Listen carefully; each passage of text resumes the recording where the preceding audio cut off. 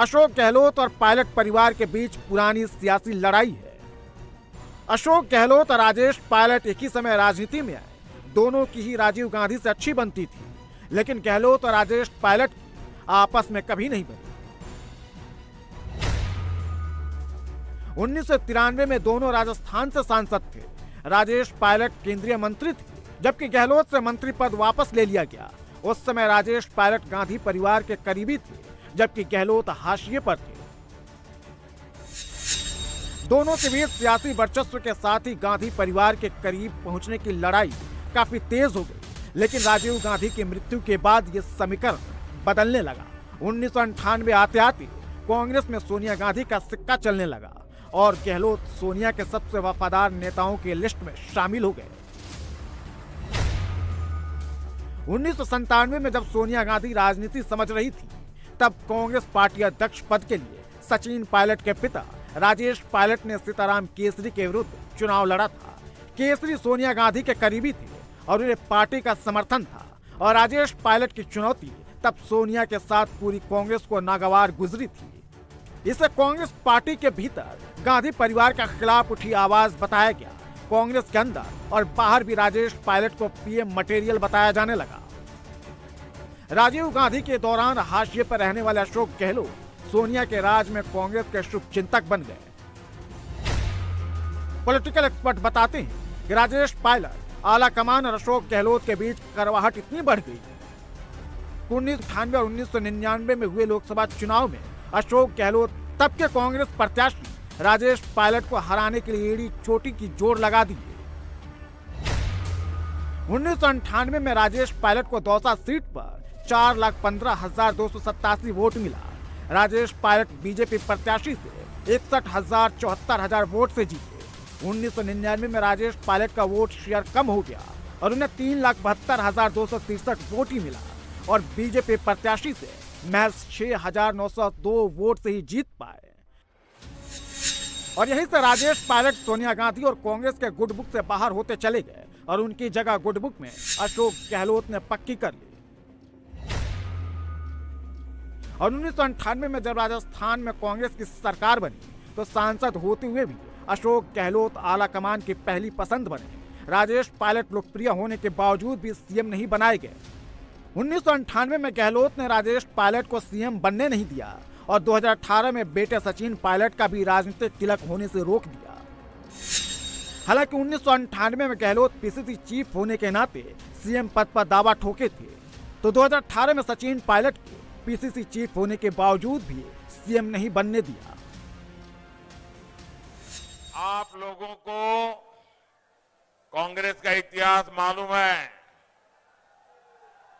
अगर कोई भी कांग्रेस में सच बोले और सच बोलने के कारण इस परिवार को अगर थोड़ी सी भी असुविधा हो जाए,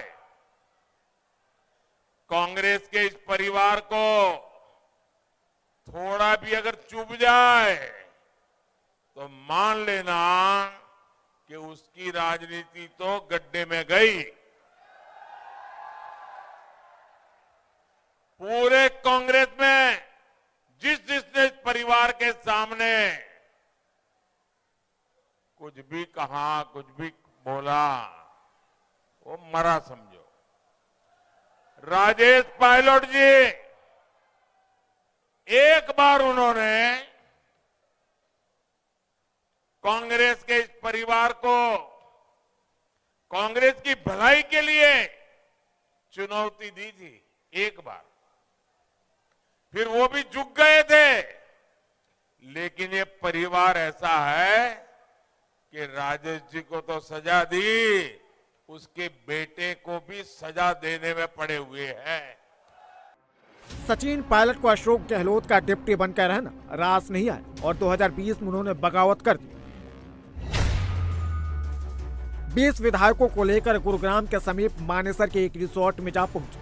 गहलोत की कुर्सी पर खतरा मंडराने लगा। कुर्सी बचाने के लिए गहलोत पायलट समेत बागी विधायकों के पीछे पुलिस को दौड़ा दी। आला कमान के बीच बचाव के बाद पायलट माने और किसी तरह गहलोत की सरकार बची। लेकिन राजेश पायलट का बदला अशोक गहलोत बेटे सचिन पायलट से ले चुके थे। जो बात अशोक गहलोत राजेश पायलट को नहीं कह पाए, वो बात उनके जुबान पर बेटे सचिन पायलट के लिए आ गई। भले ही दोनों एक ही पार्टी में, लेकिन 2020 में गहलोत सचिन पायलट को गद्दार से लेकर न जाने कौन कौन सी उपाधि दे चुके हैं। किसी को यकीन नहीं होता था कि ये व्यक्ति ये काम कर सकता है।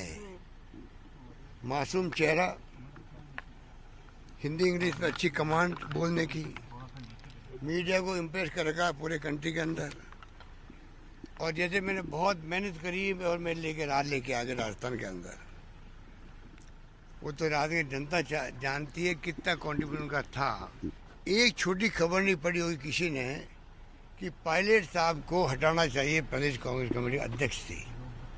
हम जानते थे कि निकम्मा है, नाकारा है, कुछ काम नहीं कर रहा है, खाली लोगों को लड़वा रहा है। मेरे साथ हो कि नहीं हो, मैं यहाँ बैंगन बेचने नहीं आया हूँ, मैं यहाँ कुछ सब्जी बेचने नहीं आया हूँ, मैं मुख्यमंत्री बना आया हूँ। और पीएम मोदी ने सचिन पायलट के इसी तुक्ती रग को छेड़ दिया है। कांग्रेस अध्यक्ष खड़गे भले ही गहलोत और सचिन पायलट के बीच समझौते की बात कर रहे हैं, लेकिन सचिन पायलट अपमान के उस घूंट को भूले नहीं। किसी कुर्सी तो बहुतों के पास होती है। कुर्सी तो कितने देश में मंत्री, संतरी, प्रधानमंत्री, मुख्यमंत्री रह गए, कौन किसको याद करता है। लेकिन पब्लिक में जो अपनी एक जगह बनाते हैं लोग, कार्यकर्ता, उन नेताओं को लोग बहुत लंबे समय तक याद करते हैं। तो हमारी कोशिश ये है कि एक अच्छा मनुष्य बने, एक अच्छा पॉलिटिकल कार्यकर्ता बने और पब्लिक की आवाज़ उठाने वाले बने। वो मैं समझता हूँ बहुत एक अल्टीमेट ऑब्जेक्टिव ये होना चाहिए जो पॉलिटिकल वर्कर्स होते हैं। नहीं वो, लेकिन वो गहलोत साहब उन्होंने जो शब्द आपके लिए बोले थे पब्लिक रिकॉर्ड में, मुझे दोहराने की जरूरत नहीं है। नहीं, आप दोहरा सकते हो, मुझे कोई परहेज नहीं है, मैं बहुत बार सुन चुका हूँ। देखिए, मुंह से निकला हुआ शब्द कभी वापस नहीं आता है। सही बात। और मैंने हमेशा मेंटेन किया है कि जो चीज़ें मैं अपने बारे में नहीं सुन सकता हूँ वो मैं किसी और के लिए प्रयोग नहीं करूँगा, चाहे मेरा कितना बड़ा विरोधी हो। और मैंने अपनी राजनीति में अगर किसी की आलोचना की है, किसी का विरोध किया है, तो डट के किया है और लगातार किया है। लेकिन मैंने हमेशा सीमाओं को लांघा नहीं है और मैंने हमेशा पब्लिक डिस्कोर्स में जो एक डिसेंसी होती है, शब्दावली का प्रयोग होता है, वो बहुत चिन्हित कर किया है।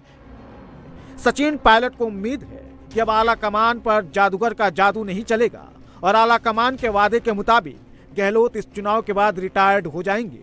यानी राजस्थान में कांग्रेस में गहलोत के बाद अगर राष्ट्रीय स्तर का कोई दूसरा नेता बचेगा तो वो सचिन पायलट ही। और पायलट भी इसी उम्मीद में बैठे हैं कि एक न एक दिन कांग्रेस उन्हें सीएम बना ही देगी।